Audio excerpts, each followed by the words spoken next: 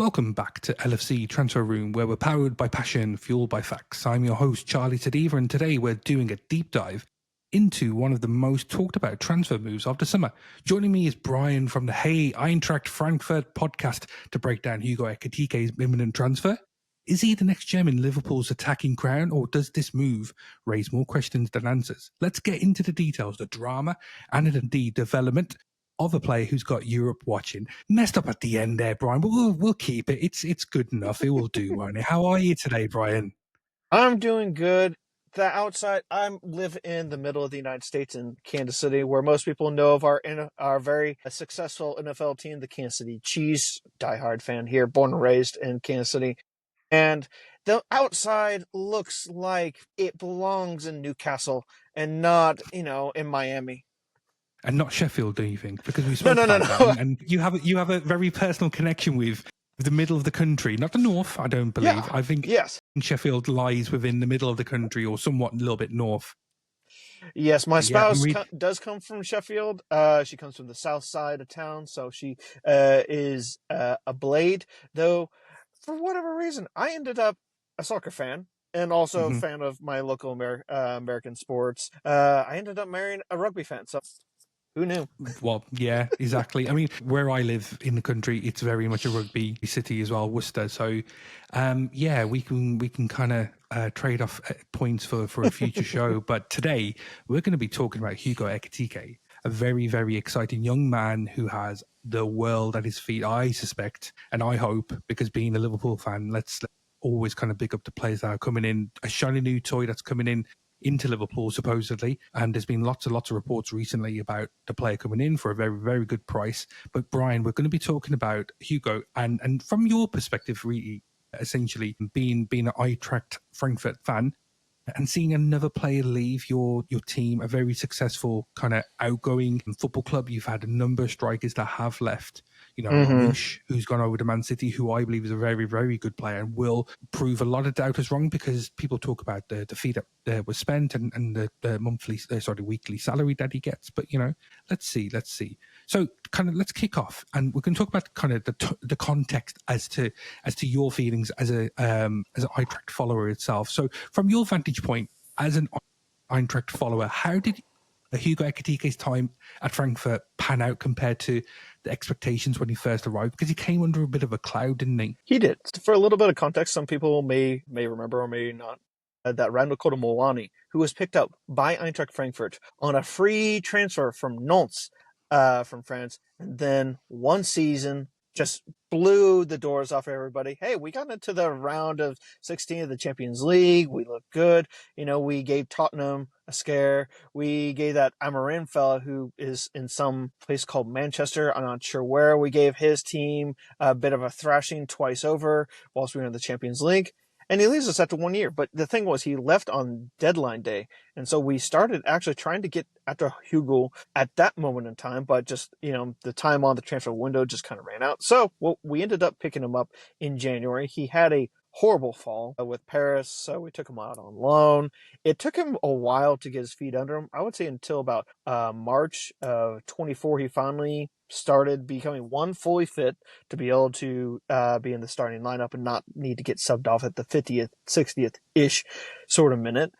He started to find his feet a little bit. As you mentioned, Omar Marmoush was already on our books, signed also on a free transfer. He was reserve at Wolfsburg.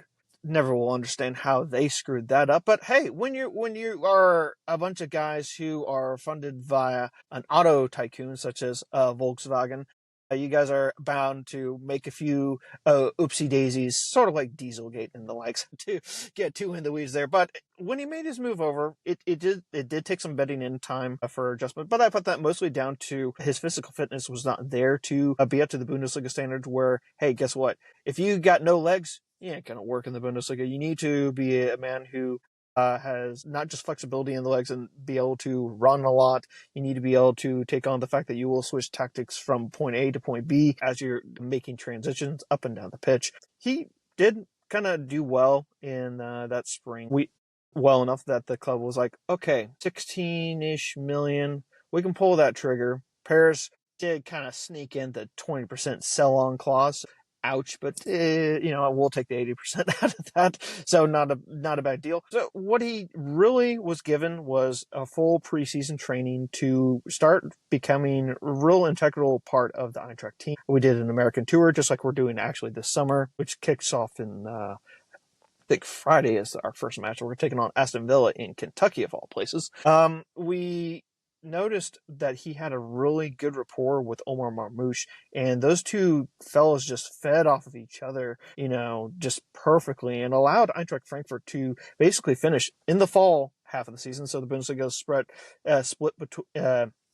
Typically, the first 17 fixtures and the second 17 fixtures as the Hinrunde for fall half, and the Rückrunde for the spring half, with a winter pause in between. And during those matches that Omar Marmoush was in the team, and which was 2 matches into the spring half, the partnership was perfect. Omar Marmoush ended up being in the top, I think he was still like 6th or 7th in the total Bundesliga goal scoring tallies just by the one half. And the interplay between them was just so perfect that they could go at speed, just the two of them running at teams and scaring the living daylights out of them.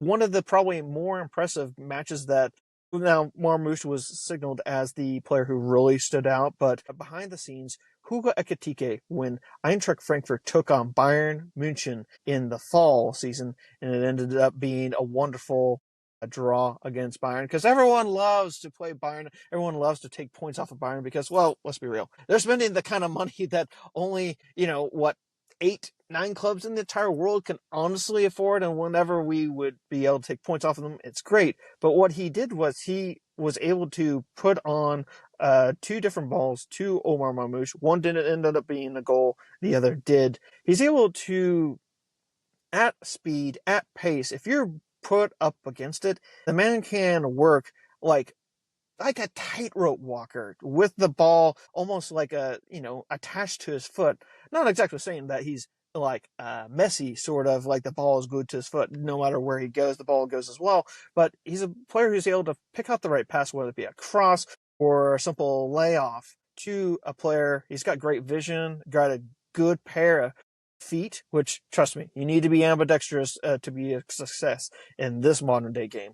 And if you get him with the right partnership, he can do really well. And into the spring, I'll point out, Omar Marmoush is sold on for close to like 90 million euros. Sad, but hey, you know what? We got him on a free transfer. So no, that was a nice bit of business that we did. He is just a continuation. He continued his good form by being the pinnacle of our kind of trident attack. So we started playing with having 2 players out wide on the flanks of him.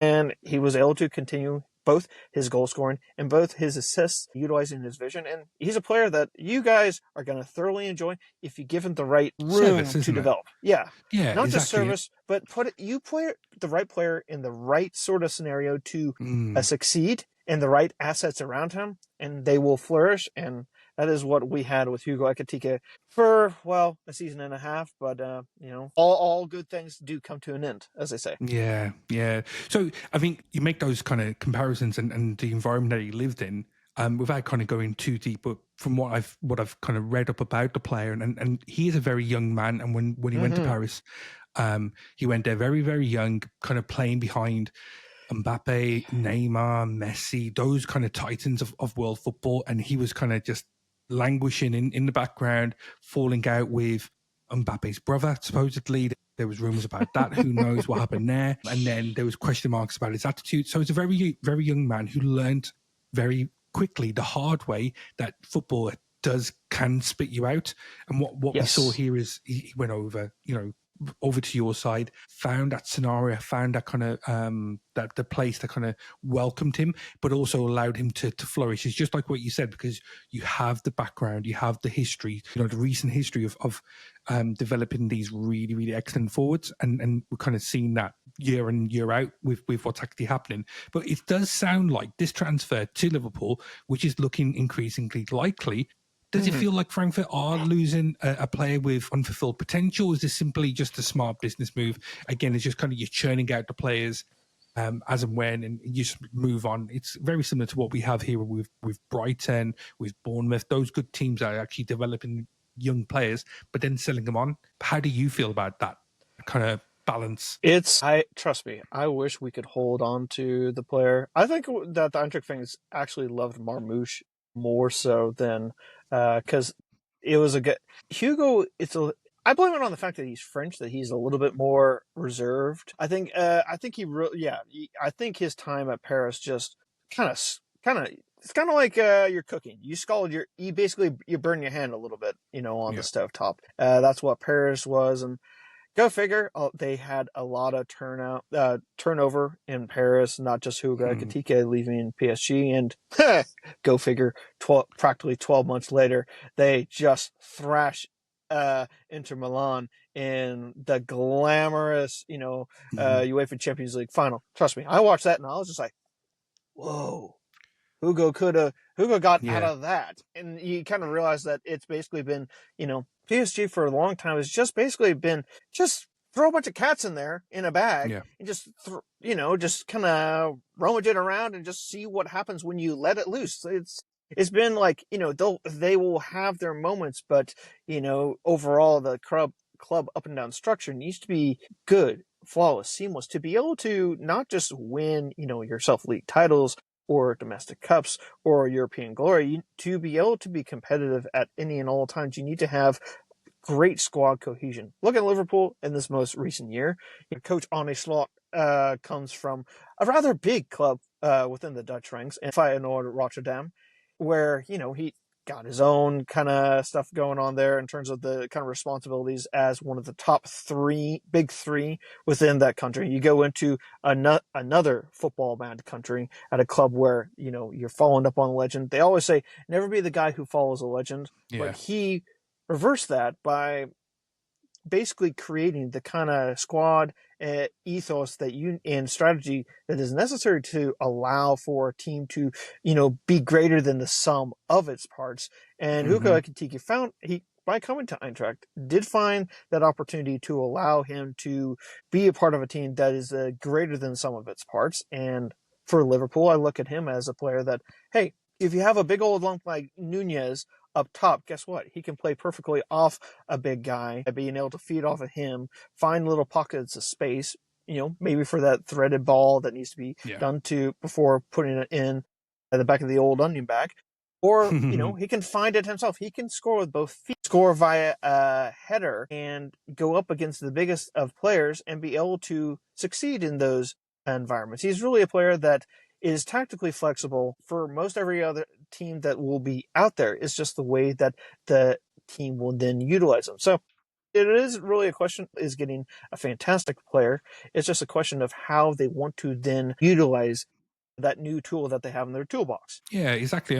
I guess, what would you say are Ekitike's standout physical attributes? Has he evolved? You've obviously mentioned that, but has he evolved in terms of pace, his hold-up play? His aerial presence doesn't seem to be as great as probably what he should be, considering he's a young man who's 6'3", probably should be doing better. But, has he improved in his time, in those 18 months that you've kind of spoken about? He has definitely improved. His heading ability can be worked on. I think that's something that is, as he comes to Liverpool, they're going to work on. It's like, hey, let's get maybe, an extra half inch to inch basically on your vertical. Let's kind of work on that. Work on being able to go up against some very big old fellas that, you know what, when you go against, not to put too fine a point on it, but your promoted sides usually are trying to, minimize the offensive opportunities, and so you're going to have some stocky fellas who will basically just try and bully you off the ball. He's able to bounce off of those big old bullies and be able to still maintain possession, which is something that you guys will really like. But his aerial skills do need a little bit of fine tuning. He's pretty much there. He's got some really good speed. If you want breakaway speed, he's not as fast as Marmoush, but you would have situations where he would break away and be able to put the ball in when he's in a one-on-one opportunity with a keeper. And yet, one of the things that we didn't get to see a lot from him, and you guys might see it, depending on kind of how Arne Slot kind of employs him, is, when it comes to free kicks, he does. I've seen him from training videos.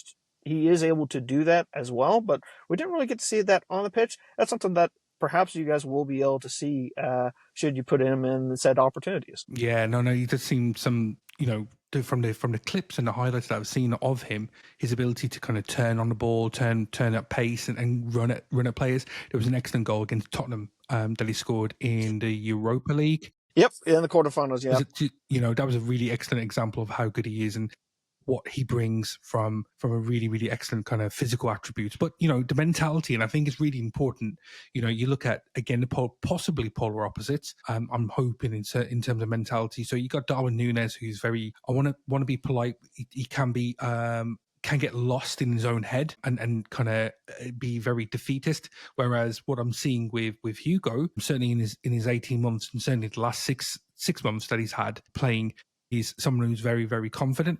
But, is he resilient that he needs to be? And Bundesliga is very similar in terms of the pace at which the Premier League plays at, the physicality that it is as well. But does he have the mentality to be resilient against those stronger teams? How well does he respond to pressure, to those setbacks, or being potentially rotated? Because we've seen in Paris, but those situations, has that actually appeared in his time at Eintracht? I'll go to I'll look at the squad rotation. So Liverpool, with playing in England, you got 2 cup competitions, you got the European demands, and hey, you know what? You got a lot more midweek league fixtures than you do in Germany. There's only usually like 1 or 2 in an entire season that you have in Germany. So it's not as kind of crazy demands in that, especially only 1 cup competition as well. He wasn't really kind of put in a position of, hey, 1 week you're playing, and you got 2 matches going on, 1 week you're off. He didn't have an issue with kind of the kind of rotation that we did experience as we got to the business end of playing in Europe. That wasn't necessarily an issue that he necessarily had. So we'll kind of see how things go for there. Big, you mentioned the Tottenham goal. He's able to come up with those big match moments if put in the right scenario, and he can come up with that bit of brilliance that everyone is looking for that will get you off of your seat. There's still a lot more to be had by this young man. If you wanted to put a Premier League player that Liverpool is recently targeting, it is a certain Swedish international playing currently for Newcastle that you would say would be a pretty close replica in terms of the player that came to Newcastle from San Sebastian, where Real Sociedad.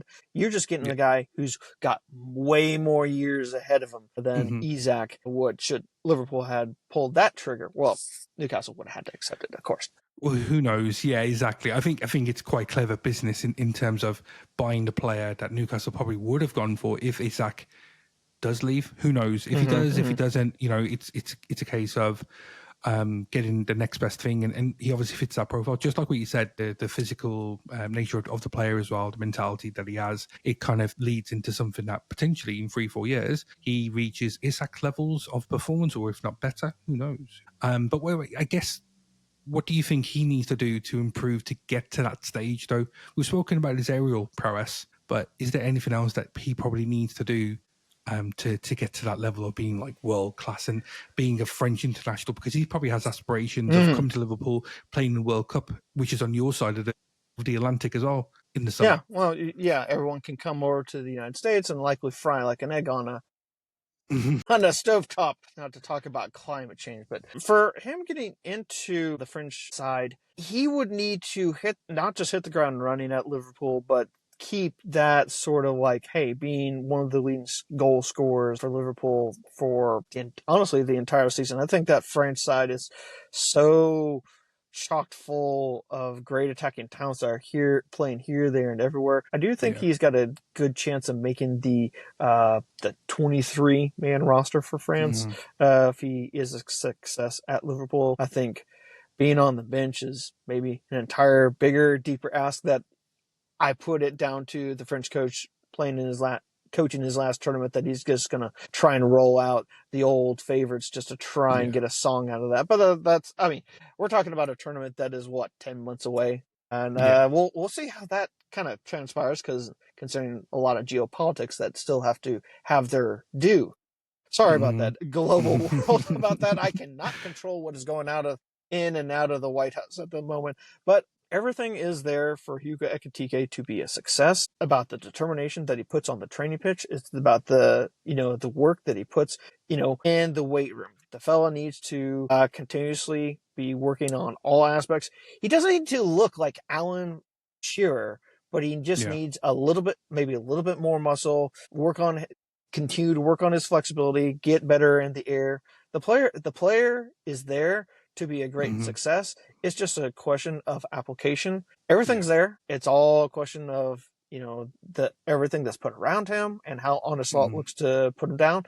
And it's a wait and see sort of thing. But the assets to have a great player are there, and I look forward to how his story does develop. Yeah, it does sound really, really exciting. And I guess the next kind of section and natural kind of conversation around this is, if it does go ahead, and it does look like it's going to be happening sooner rather than later. He's flying into Liverpool as we speak, as far as we understand. It's easy to get out of Frankfurt with our nice airport. That is a 5-minute. I'm not joking. From the training ground, I think it is maybe 6 minutes on the S-Bahn from the stadium where the training ground is, right next to the stadium, to the airport terminal itself. Yeah. It's easy for him to just be like, all right, cleaned out my locker, said my goodbyes. All right, boys, I'm literally jumping on the plane. Yeah. And then gets right on the plane and heads up to England. Though I don't know where he would fly into. Probably Blackpool or maybe Manchester, Liverpool, John Lennon. There's definitely a number of options available to him. But, let's say, right, hypothetically, he does sign and he goes over to Hong Kong with the lads and kind of joins in. I guess looking at Liverpool's system under Slot and the stylistically fit of Ekitike coming in, we've probably missed Bobby Firmino, great player who was kind of deemed or his persona was the glue for that front three, the famous front three that we had for a number of years with Mane, with Salah, who's obviously still here. He allowed those players around him to reach levels that we never thought was possible. Does he kind of fit that kind of same mold as a Bobby Firmino, or is there something a little bit more in terms of being more of a traditional number 9? I know you spoke about not being Alan Shearer, but is there something potentially, 9.5 where he kind of can drop back, but also play as that traditional number 9 and score goals? He does have everything that you guys are looking for. The flexibility, you get him just beef him up a little bit. We're not saying that he needs to get beefed up like Ronaldo, who then had knee injuries coming out. We don't need that type of muscle. You don't need that type of muscle. The way that I have seen Liverpool play and I primarily watch Liverpool when it comes down to European competitions, it's flexibility, it's speed, and it's tactically being able to switch from point A to point B at basically just a snap of your fingers. Yeah. And the fella's got it. He's got the intuition sometimes you just have that it factor that will allow you to be a success. Does have it, and with the right fellows around him, which you do have a few more assets than Eintracht Frankfurt does. Otherwise, maybe we would have lifted the Meisterschale, which is the nickname for the trophy in Germany. Is that like the German Cup? Is that? Yeah, no. The trophy, the Meisterschale, is for the league title. For winning the Bundesliga. Right, the Bundesliga trophy looks like this big old salad plate, honestly. Yeah, it's a big old plate. And we will make a lot of jokes about that. And then you got to goals. It doesn't stop there when it comes to goofy looking statuettes. If you win the Torjäger Kanon, which was won, I think, this year by a certain English striker playing in Munich, which is the top goal scorer, you literally are given a trophy that is a cannon. A cannon, which is Arsenal. Which is, he did look sheepish when he was holding it, wasn't he? Yeah, if you want something that's at least, trust me. The first time I saw him look at that, you could tell there was a glint in his eyes. It's like, oh man, it looks like this. Which, I mean, it's interesting. There's a lot of trophies out there where you're just like, well, this is blah. But we try and keep things interesting. And if Hugo had just stuck around for one more season, with all likelihood, he probably would have ended up with like 24, 25 goals for Eintracht Frankfurt as we are led to likely another Champions League season. But, well, wishful thinking. We've already got one half of his replacement already booked and headed out to the States for our training camp here. Yeah. And we're already linked with a fella playing in Brussels right now, a Croat striker who, between the two of them, should be able to fit the bill. And we'll see how the Champions League and everything else turns out this time. But who knows? Yeah. Exactly. This is the thing, is that conveyor belt of players that's coming in. But, Liverpool made a significant number of transfers coming in. Florian Wirtz, that you're probably very, very close to seeing. He pushed out as a teenager. Like, nonchalantly, he pushed out Kai Havertz. Just saying, Kai Havertz is a pretty darn good player. And this young teenager who was picked up from FC Köln, like from their youth academy, which is a shame because FC Köln was is a great club within the Bundesliga, not just Eintracht Frankfurt to play for. And he just was the linchpin for Leverkusen for so long. You saw him from like a 17-year-old, and you're like, oh God, you got another one of these? Yeah. That was literally what you guys now have, and Hugo has got a pretty good grasp of German. So if he's getting upset, or Florian Wirtz is on the field at the same time getting upset, they could probably say one or two words to each other in German, then make a little connection there, and be able to kind of zing right past, some unknown Scottish defender who is just like, what will you just say? It's kind of like the perfect analogy. Or Curtis Jones, exactly. Curtis Jones, you're like, what? Sorry, did you say something? I didn't understand a word of that. It's hilarious because that's actually, this is a very low note. In South America, it's known. But Darwin Nunez of yours will know that there's one national team that everyone hates to play against, and that's Paraguay, because there's this local language that all the players play, that all of the players know, called Guarani. And so basically the entire continent can speak Spanish. I mean, Brazil technically is Portuguese, but most of those guys already know Spanish as well. Yeah. And so the Paraguayans will just, it's like, oh, we may not be as talented as you, but you at least won't know what we're telling each other. And so they'll just converse in that, and they're just like, what? So Hugo is a man who can speak English, he can speak French, he can speak German. So in terms of fitting into a squad from that nature, in terms of kind of squad collective, guys should be able to fit in very nicely, because sometimes, as we've seen from just players who come from just very different countries where maybe language barrier could be an issue, that's something that was not going to be an issue for you guys with acquiring Hugo, in addition to all the other stuff that I've been mentioning. Yeah, dude, it sounds like you are very passionate about your team, but you're passionate about good players that come in and perform for your team. We've had some really good players come through. Trust me, when I saw Randall Kolomowani's very first match, I'm like, God, he doesn't. You got a good player on your hands. This is the first. Yeah, that was a really good player we had. We were playing Bayern Munich on the opening match of the Bundesliga season, so the champions get to play on the Friday, which opens up the league season. Yeah. Another fun fact is that the first round, the Pokal, the German FA Cup, instead of the 100 different tiers of leagues all playing together, you have 32. I think it's 32. Kind of regional cups. Everyone kind of wins those competitions. You have all the teams from the first and second division, and you have the top 4 teams of the third tier all get combined into the 64 team tournament, and the lower league team all gets to host all the big fish. So the first round is exactly 1 week ahead of the Bundesliga starting. And so all these little guys, Eintracht Frankfurt's playing a 5th division team this season, and we're going to a 10,000 seater that is not that team's stadium. So everyone gets almost like a trial run 1 week ahead of time against lesser opposition. So Eintracht Frankfurt did okay in that in the 2020 Pokal entry. We did okay. Then we go up against Bayern, and Randall Kolomowani scores like 2 goals practically on his own, and we're just like, woof, we're getting our ass kicked. But we were still just like, woof, this kid's gonna be fantastic. And we could see it from Hugo. He just took a little bit more time, and we've had some other great players come through. Luka Jovic turned out to be a great find. Him, Ale, and Rebic, the Buffalo herd, as we dubbed those guys. We were able to ride that team to 2018 DP Pokal final victory over Bayern Munich. If you want to a little bit more tidbit on that, watch the Amazon Prime's series This Is Football, the episode on chance. Just fast forward through the bits about Chelsea's Champions League winning team, but you'll get a really good grasp of what Eintracht Frankfurt's Pokal win meant to the club, because then We got injected with this European money for playing in the Europa League. We went to that semifinal. We turned that into just subsequent great runs into Europe, winning in 22. And if it wasn't for those kind of wins and great moments before, Hugo Ekitike and other players would not have been coming through Eintracht with the idea that you are to make me better. I will go on afterwards, and we're okay with that.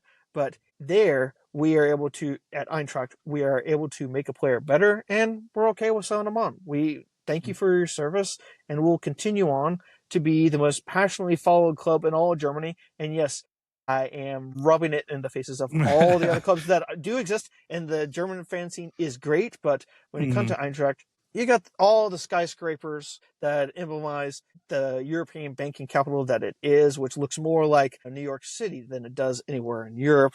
And then you got this grubbiness that does come from the kind of Frankfurt core. And that intermingled with the fan culture that is in Eintracht is what makes it the Waldstadion, the Forest Stadium, as it's known, 100-year-old stadium that allows the players to thrive because the fan noise is so loud that you would think it was a European match at Anfield and not just, Eintracht versus, Kiel out of nowhere. And that's where Hugo Ekitike was able to thrive. And an atmosphere like Anfield will give him that extra oomph that pushes those players just further and further on. Yeah, we hope so. It sounds like you've kind of embraced Hugo and all the players that kind of come through the door and those that do leave. Do you think that Liverpool and us fans will be quick to embrace him, or does he need to kind of hit the ground running to get our confidence? I feel we've always kind of given players enough love, certainly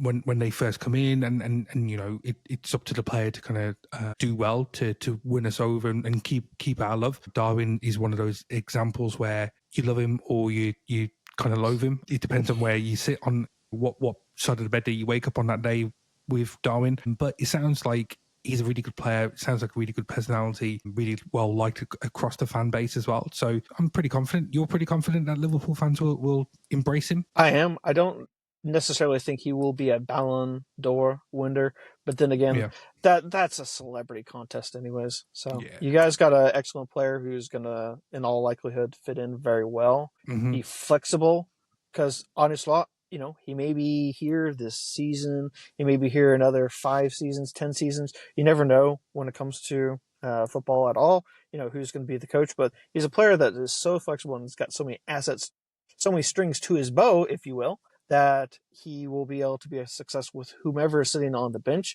and whatever players are surrounding him. Yeah. No, it sounds really, really good. Get excited. I guess. Sorry, say it again. Get excited, my friend. Yeah, no, I'm super excited. I can't wait for the proper football to start and see the players, coming in and those connections. It sounds like players who had a proper rest and didn't have to come to the United States in the middle of June and July for a club tournament that is probably going to mean that those involved are going to be kind of gassed. Now, I'm looking forward to it because as the Bundesliga starts, I really hope Bayern poops their pants. But that's just because we love to chant the chant that everyone likes to say, which is die Bayern leder Hosen aus, which is to say that we took Bayern's pants off, meaning that you're kicking their ass. Yeah, no. I think it could be similar. Chelsea obviously going really far. Man City maybe having issues. Yeah, but Chelsea's got 50 players. Yes, and they keep buying more. I think Xavi Simons possibly is another one that they're looking to buy. Who knows? It's a crazy situation what's going on with Chelsea. And Leipzig will pull a lot of money from Chelsea if they really do pull that. And they're not afraid to spend. That's the thing. Yeah, but that's a conversation for another day, I think. So I guess the last 4, I want to be as sensitive as possible because I love the player. So Diogo Jota, obviously the situation there, and it's a tragic situation. The way that I feel possibly what would have happened is in an ideal situation, Diogo would still be here with us, and I love the man. I miss him so much, and I'm sure loads of other players and the fans do as well. People around the world who follow football will feel the same. And I think the situation is an ideal situation. would be that Hugo probably would have stayed one more year in Germany and Diogo would have been still here with us. What's actually happened is because of that tragedy, it's potentially moved everything forward. Hugo, we've essentially had to pull the trigger to be able to bring Hugo in as Diogo's replacement. Unfortunately, under those circumstances, we've had to do that potentially really early. And then the Darwin replacement potentially is again going to be Isak. Who knows? If I were, or sorry, let me ask you, if you were Hugo, and it looks like he's obviously coming, but if you were Hugo, would you bite my hand off? Would you jump on that plane, that 5-minute train journey to the local airport and go over to Liverpool and sign on the dotted line straight away? He's coming. There's no doubt in my mind. He's ready to go. Has he made the right choice, though? Quote. I think he is making the right choice because you're going to a club that already has success, but has a history of giving players the platform to be successful. If I can go back, Fernando Torres, when he was brought on to Liverpool, you guys were just like, oh gosh, is this Spaniard going to be, do a single shred of thing? Yeah. He ended up being a fantastic player. Yes, he did move on, but the thing was you guys gave him the right opportunities for him to succeed. And he, was a guy who shook the cup. You provide Hugo with the same things. He's going to be a guy who shakes the cup. I don't know how loud it will shake because I've never haven't not been there, but I can definitely tell you that he is a player that will make you in awe, just not end it with Cantona. No, we won't talk about that. If he turns out to be half the players as Eric Cantona, from a footballing side, brilliant, really, really good player, but. That's for the wrong team. Yes.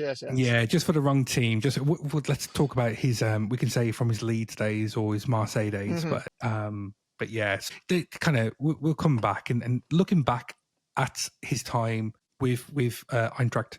How do you think he'll be remembered? I guess it's difficult because you see so many players kind of come and go, don't you? But will you remember Hugo with fondness?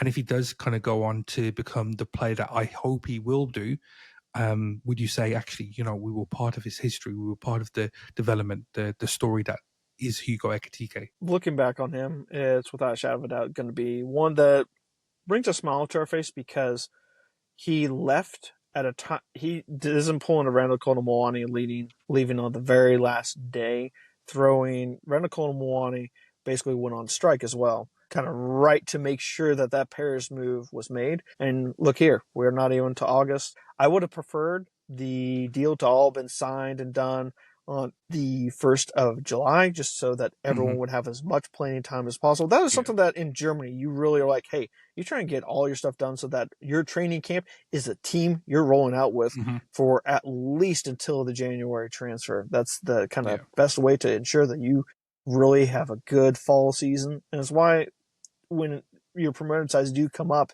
they've got all their transfers all lined up and done, and it's just all hunky. Him leaving here in the latter part of July is perfectly fine. There's still multiple leagues where Eintracht can get all of our business done.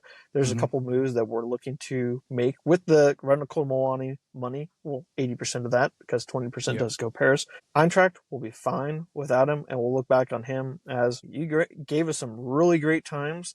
You scored some very important goals. I'm gonna miss the guy, but I'm also cognizant of kind of where Eintracht sits in that whole European landscape. And he, Hugo Ekitike, is a guy whose transfer money will allow Eintracht to continue to have good influx of players who will continue to put Eintracht on that top 4 pedestal within Germany, which, due to the nature of the city of Eintracht, of the stadium that we have, we can, in theory, kick Leipzig and their fake money out of it. We can shift over Leverkusen out of it. We can kick Dortmund between the fork of their legs and just be like, choose, pal. And then look at the big bag Bayern who is right there. And perhaps if we have all of our cards right, we will get right up to him and give him a big old Glasgow kiss and watch them as they cringe on the floor in agony. And Eintracht can then be German champions yet again. That's the end goal. The analogies. I love how passionate you are, and I really could talk for hours and days to you, Brian. I think it's been an excellent show. But I think we're gonna wrap it up. So that is a wrap of today's excellent show. A big thanks to Brian from the Hey Eintracht Frankfurt podcast for sharing that Bundesliga insight. If Hugo Ekitike does light up Anfield next season, consider this your early scouting report. As always, we're powered by passion, fueled by facts. So be sure to like, comment, and subscribe if you want more sharp analysis and fearless football talk. This is Charlie Tadeva signing off from the LFC transfer room. Until next time, you will never walk alone.